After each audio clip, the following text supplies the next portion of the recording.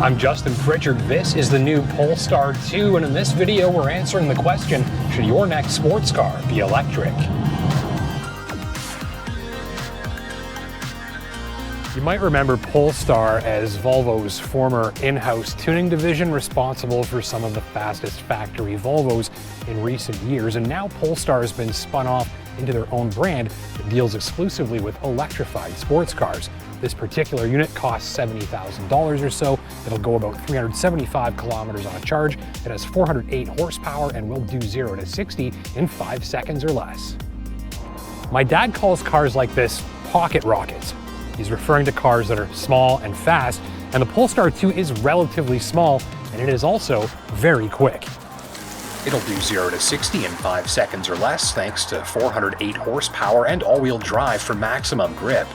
My tester goes about 375 kilometers on a charge, can be filled from empty in your driveway overnight, and can even suck back about 10 kilometers per minute worth of juice from a public fast charge station.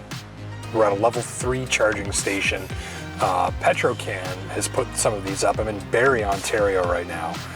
Sometimes I go over there and fill with gas. This time I'm over here filling with electricity instead. Let me show you how this works, and it's super simple.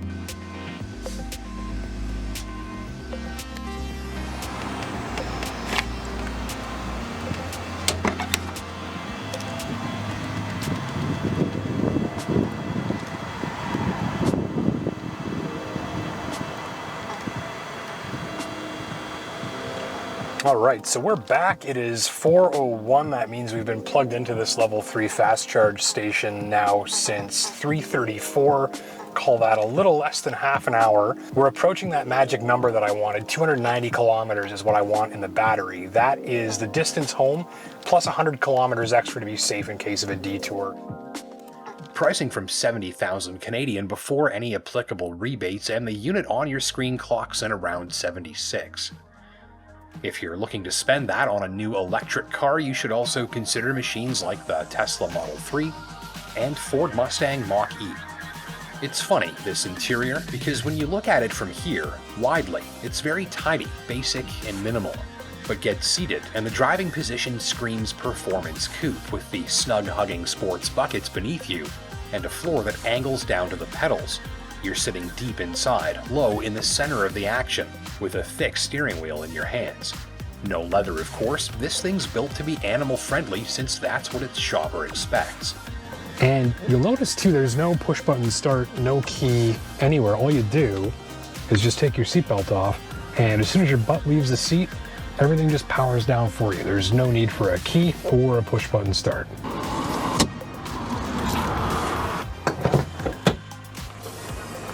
A little bit more storage in here too. Not much, but without an engine in there, you've got room for a little bit more storage.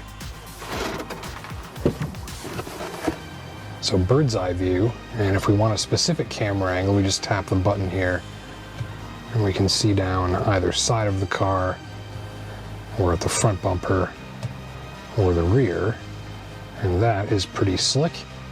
Or we can see that top-down view simulates a bird's eye view from above. So if you manage to hit anything in tight quarters parking this thing, you should probably go buy a lottery ticket. The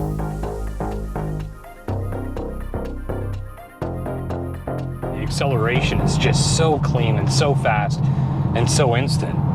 Maybe if I really stomp on this gas pedal, you can actually hear it hit the floor, and you'll actually see my body kind of get thrown into the seat. And that'll give you a sense of the throttle response. So listen closely, you'll hear my foot hit the floor.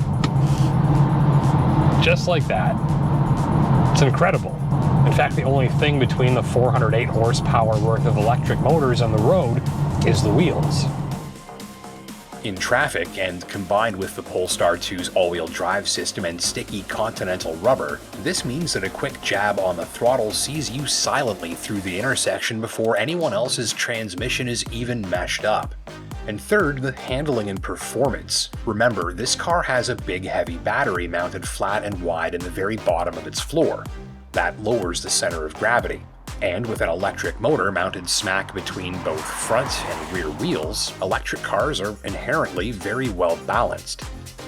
You feel that in the drive here.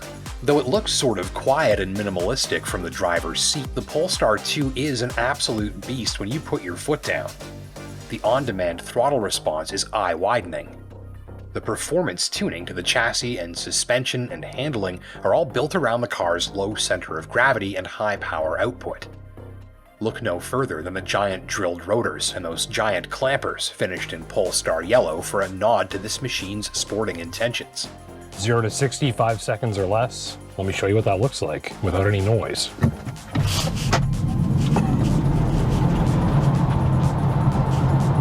And there we go.